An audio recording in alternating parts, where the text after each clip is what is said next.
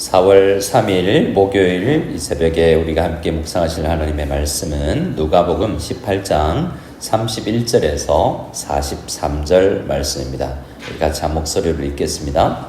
예수께서 12 제자를 데리시고 이르시되 보라 우리가 예루살렘으로 올라가노니 선지자들을 통하여 기록된 모든 것이 인자에게 응하리라.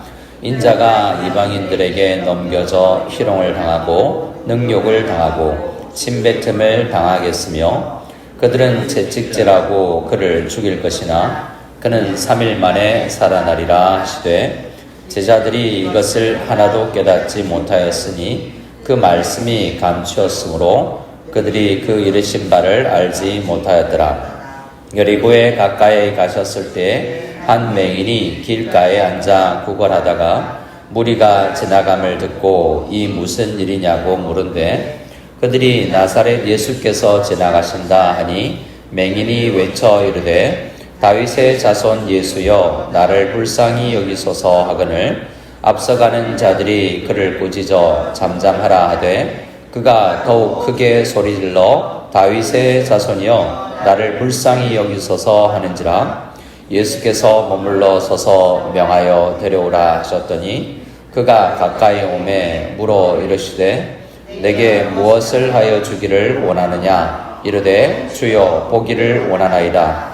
예수께서 그에게 이르시되 보라 내 믿음이 너를 구원하였느니라 하시매 곧 보게 되어 하나님께 영광을 돌리며 예수를 따르니 백성이 다 이를 보고 하나님을 찬양하니라. 아멘. 우리는 계속해서 19장까지 9장부터 19장까지 예루살렘으로 향하여서 올라가시는 예수님의 여정 그 길에 있었던 일들을 묵상하고 있습니다. 한 6개월간 정도 마지막 예루살렘 올라가는 여정이 있었을 것 같은데요. 오늘 31절에 보면 12 제자를 데리시고 분명히 이르십니다. 우리가 어디로 올라가노니? 예루살렘으로 올라간다 라고 이야기하고 있습니다. 이제 곧 얼마 남지 않았다는 거죠. 35절에 보면 여리고에 가까이 가셨을 때 라고 하고 있습니다. 여리고는 예루살렘에서 아주 가까운 지역이고 예루살렘은 해발이 아주 높은 바기오, 따가있다 이런 데 안 가봤지만 예루살렘은 좀 높은 산중턱에 있는 도시고요. 여리고는 아주 해저에 있습니다. 바다보다 해발이 낮기 때문에 아주 낮은 도시죠. 여기서부터 실제로 31절에서 이야기하는 것처럼 올라가십니다. 물론 예루살렘 외 모든 지역에서 예루살렘을 향할 때는 올라간다라고 이야기하죠. 서울에 갈 때도 우리가 상경이라는 말을 쓰는 것처럼 그곳을 향해서 올라가고 있습니다. 왜 올라갑니까? 오늘 예수님께서는 분명히 31절에 이것을 이루려 한다라고 이야기합니다. 선지자들을 통하여 기록된 모든 것이 인자에게 나에게 이제 이루어진다, 성취될 거다라고 이야기합니다. 예수님께서는 이제 구약 성경에서 기록된 메시아가 온다. 제가 주일날 말씀드렸던 것처럼 창세기 3장 15절에 여자의 후손이 와야 죄에서 구원을 받는다. 아브라함에게는 너의 자손 씨를 통해서 그 메시아가 올 것이다. 또 다윗에게는 다윗의 자손이라는 이름으로 이제 알려졌던 그분이 이제 오실 것이고, 근데 그분은 오시는 것뿐만 아니라 그분이 해야 무엇을 행해야 우리가 구원을 받는데 32절, 33절이 그 복음의 핵심입니다. 예수님께서 예루살렘에 가셔서 하셔야 될 것을 구약 성경의 성취적인 측면에서 이야기할 수 있겠지만 실제로 이것을 이루려는 것이죠. 32절, 33절을 같이 읽겠습니다. 인자가 이방인들에게 넘겨져 희롱을 당하고 능욕을 당하고 침뱉음을 당하겠으며 그들은 채찍질하고 그를 죽일 것이나 그는 3일 만에 살아나리라 하시되. 이것이 복음의 핵심이죠. 나는 죄인인데 나의 죄를 위해서 누군가 이 죄를 져야 하는데 사람으로서는 사람이어야 되고 또 사람으로서는 할 수 없는 그 일이 인자, 그러니까 하나님이면서 사람이신 예수님만 할 수 있는 그 일, 어린 양 예수로서 모든 수모를 받고 이사야서 53장에 예언되었던 그 선지서에 예언되었던 그 고난을 받고 죽임을 당하시지만 3일 만에 부활하실 이 일을 직접 설명하십니다. 사실 누가복음안에서도 5장, 9장, 그리고 12장 계속해서 십자가 예언을 하셨어요. 그런데도 제자들은 그 의미를 깊이 생각하지 않습니다. 근데 오늘은 그 제자들이 깨닫지 못한 이유를 이렇게 설명하는데요. 34절입니다. 제자들이 이것을 하나도 깨닫지 못하였으니 이 이유가 그 말씀이 어떻게 되었기 때문이죠? 감추었으므로 라고 이야기하고 있습니다. 그러니까 하나님께서 감췄다라고 표현을 하고 있으니 제자들이 아무 잘못이 없지 않습니까? 이렇게 보면 말이죠. 그런데 마가복음에 보면 마가는 베드로 사도의 그 수종으로서 늘 같이 다녔거든요. 그래서 이 마가복음을 보면 제자들이 굉장히 어리석고 연약하고 정말 욕심장이고 서로 다투고 이런 장면이 마가복음에는 많이 나옵니다. 그래서 마가복음에는 그들이 두렵고 자기 욕심으로 더 깊이까지 나가지 못했다라고 이야기합니다. 그러니까 예수님을 믿지 않았다는 게 아닌데 더 깊은 진리까지를 보지 못했다는 거죠. 근데 누가복음에는 누가는 사도 바울 때에 예수님을 믿은 사람이기 때문에 그가 입장에서 보면 12사도는 너무나 귀한 당시의 목회자들이요 사도들이고 정말 교회의 어르신들이었기 때문에 누가는 함부로 그 제자들을 혐오하지는 낮게 말하지는 않습니다. 이렇게 완곡하게 이야기하는 것 같기는 하지만 깨닫지 못하게 말씀이 감추었다는 표현이 그럼 제자들에게 그 책임이 없다는 건 아니고 더 깊이 여러 가지 이유로 나아가지는 못했었던 단계인데 그것을 하나님께서 오히려 다른 사람들에게는 더 깨닫게 하고 제자들은 조금 더 늦게 알았다 이런 정도로 설명을 하는 것 같습니다. 그러면 예수님의 십자가를 누가 먼저 알았는가 보면 35절부터 나오는 맹인이죠.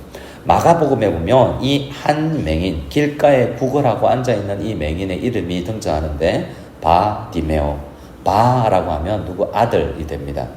벤허하고 빈라덴, 빈반, 벤 이렇게 하면 누구 아들, 바 예수 이런 건 다 아들이라는 뜻이거든요. 그래서 바디메오 하면 디메오의 아들이라고 됩니다. 근데 그 이름이 등장하진 않아요. 오히려 누가는 그 이름을 감추면서 이름 없는 제자들이 더 깊은 진리를 깨닫기도 했다라고 완곡하게 표현합니다. 그러고 보니 이 예수님의 이야기를 먼저 십자가를 깨달았던 사람들이 예수님의 장례를 준비하였던 그 향유를 부은 여인, 그 사람은 예수님께서 죽을 것을 알고 장사를 준비했다라고 이야기하지 않습니까? 이름 없는 한 여인, 그리고 이름 없는 한 거지, 앞을 보지 못하는 사람들이 더 말씀에 깊이 들어갔다라는 것을 보게 됩니다. 그래서 우리는 나 제자훈련수를 했다, 나 암송 몇 구절 한다, 나 교회 몇 년 다녔다, 이런 게 제자의 어떤 레벨을 측정하는 것이 아니라 더 깊이 말씀을 알아가는 것, 그것이 제자에게 더 중요한 덕목이다라고 우리는 말씀을 통해서 알 수 있습니다. 여리고에 가까이 가셨을 때에 한 맹인이 길가에 앉아서 구걸을 하고 있습니다. 자, 근데 그가 사람들이 웅성웅성합니다. 그래서 36절에 무리가 지나감을 듣고 이 무슨 일이냐? 보지 못하니까 무슨 일이 있나? 이벤트가 있나? 축제인가?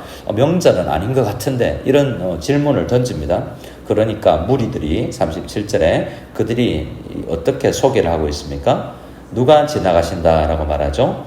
나사렛 예수. 자, 이게 여기서 중요한 게 예수님을 누구라 부르냐 하는 건데, 예수님을 보면서 우우 따라가는 사람들은 예수님을 보고 나사렛 출신 예수다라고 이야기합니다. 틀린 말 아니죠? 근데 예수님이 나사렛에서 태어난 건 아닙니다. 잘 아셨죠? 예수님께서는 베들레헴에서 태어나셨죠. 그런데 일반적으로 알려져 있기는 나사렛 사람입니다. 시골 사람, 저기 시골 산청, 아니면 전라도에서 조금 저기 고흥 뭐 이런 조금 시골 좀 많이 알려진 도시 아닌 그런 데서 출신 예수 이렇게 알려져 있었거든요. 그런데 38절 보면 맹인은 어떻게 그 소리를 듣자, 나사렛 예수가 지나간다 라는 소식을 듣자 맹인이 어떻게 이야기합니까? 38절을 같이 읽어보겠습니다.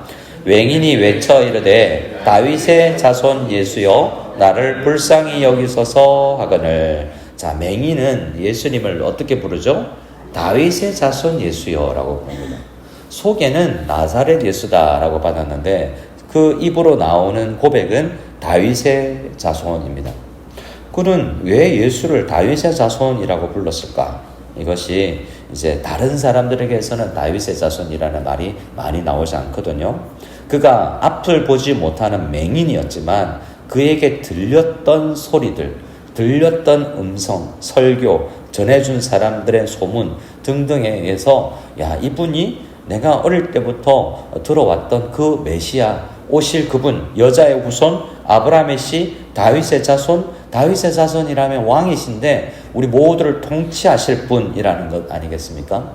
우리가 예수님의 제자가 된다는 건 예수님을 왕으로 삼고 머리로 삼고 그 통치를 받는 것입니다. 무의식 중에도 손가락이 우리가 움직이는 것처럼 눈이 어떤 방어 기제로 먼지가 들어오면 우리가 감게 되는 것처럼 우리는 뇌의 명령을 받죠. 머리의 명령을. 그래서 우리는 예수님의 제자가 된다는 것은 하나님을 왕으로 삼고 그분의 다스림을 받는다는 것입니다. 왕으로 삼는 거죠. 근데 많은 그리스도인들도 돈의 통치를 받고 명예의 통치를 받고 우상의 통치를 받아서 그것 따라 움직이는 수가 많죠. 그래서 제일 어떤 값싼 의미의 사람들이 돈에 따라 움직이는 사람들이라고 합니다. 근데 조폭들은 진짜 조폭들은 돈 따라 안 움직이죠. 형님 모시고 의리를 살아갑니다. 근데 믿음의 사람들은요, 의리가 아니라 믿음으로, 하나님의 통치로 믿음으로 살아가는 사람들이 진짜 사람들인 거죠. 이 사람은 예수님의 통치를 받고 싶습니다 라는 고백을 하는 겁니다. 근데 사람들은 어떻게 합니까? 어린 아이들을 그 앞으로 나오는 것을 꾸짖었던 것처럼 39절에 보면 앞서가는 사람들은, 눈 멀쩡히 보는 사람들은 꾸짖어서 조용해라 라고 합니다. 하지만 그 맹인은 더 크게 소리질러 다윗의 자손이여 나를 불쌍히 여기소서 라고 외칩니다. 그리고자 예수님께서 머물러 서서 데려오라 하고 가까이 오니까 묻습니다. 41절이죠. 같이 41절 읽겠습니다. 내게 무엇을 하여 주기를 원하느냐? 이르되 주여 보기를 원하나이다. 아멘. 마가복음에 보면 이 똑같은 문맥이 예수님의 두 제자에게 똑같은 걸 묻거든요. 어머니가 치맛바람으로 두 제자 데려오니까 두 제자에게 무엇을 하여 주기를 원하느냐라고 하니까 하나는 우편에 하나는 좌편에 이렇게 이야기합니다. 똑같은 질문에 제자들은 한 자리 하고 싶습니다 이렇게 반응을 하죠. 근데 맹인은요, 이 바디메오로 알려져 있는 이 사람은요, 주여 보기를 원하나이다 라고 하고 있습니다. 여기서 본다는 것은 당연히 맹인의 가장 큰 소원은 눈을 떠서 보기를 원하는 거겠죠. 우리 가난한 사람은 부자 되기를 원합니다. 재정적 여유가 생기를 원합니다. 건강이 없는 사람은 건강하기를 원합니다. 공부를 더 잘하고 싶은 사람은 공부 잘하기를 원합니다. 가장 원하는 걸 말하겠죠. 근데 이 사람은 물론 그 육신의 필요를 이야기하기도 하지만 육신의 눈뿐만 아니라 그 이후에 그가 43절에 곧 보게 되어 하나님께 영광을 돌리며 예수를 따르니 라는 것을 이야기를 들을 때 그가 예수를 그냥 세상을 보는 육신의 눈만 뜨는 것이 아니라 제대로 보고 믿고 따르겠습니다라는 제자도 예수님을 따라가는, 예수님을 십자가를 지고 자기에게 해당되는 십자가를 지고 예수를 따르는 제자의 삶을 살고 싶습니다라는 그러한 맥락이 아니겠습니까? 사실 보지 못하는 맹인들은 성전에도 못 들어갔거든요. 주님께서 우리가 소원을 가지고 나갈 때 우리는 뭘 원할까? 주님께서 무엇하여 줄까? 라고 이야기하면 물질 좀 있었으면 좋겠습니다. 건강 있었으면 좋겠습니다. 우리에게 많은 소원이 있죠. 그것 우리가 기도해야 되겠지만 그것 주면 뭐 할래? 라고 물으면요, 주님을 더 나은 육신으로, 더 풍성한 재정으로, 더 여유 있는 삶으로 하나님을 더 잘 따르고 싶습니다. 이러한 마음이 우리 모두에게 더 근본적으로 있는 예수님의 제자가 되기를 원합니다. 이러한 마음이 이 아침에 있는 우리 모든 기도하는 우리 성도님들의 마음이 되기를 소원합니다. 이 말씀을 듣는, 온라인에서 듣는 세례반에 있는 분들, 제가 숙제를 내드렸거든요. 세례 입교하는 분들 말씀 듣고 묵상해 오라 라고 했는데 여자리는 없겠지만 우리 음성으로 듣는 분들도 우리가 제자로서 정말 예수님 앞에 세례받는다는 것, 부모로부터 독립하여서 입교한다는 것은 내가 주님 보고 이제 이전과는 달리 정말 예수님을 신실히 따르겠습니다 라는 마음으로 우리 살아가는 우리 제자들이 될 터인데, 세례식을 앞두고 우리 모든 성도님들이 세례 입교 학습받을 분들을 위해서 정말 우리와 같이 제자가 되기를 원합니다 라는 마음으로 다시 한번 우리 영적 삶을 시작할 수 있는 우리 모두 다 될 수 있기를 소원합니다. 아멘.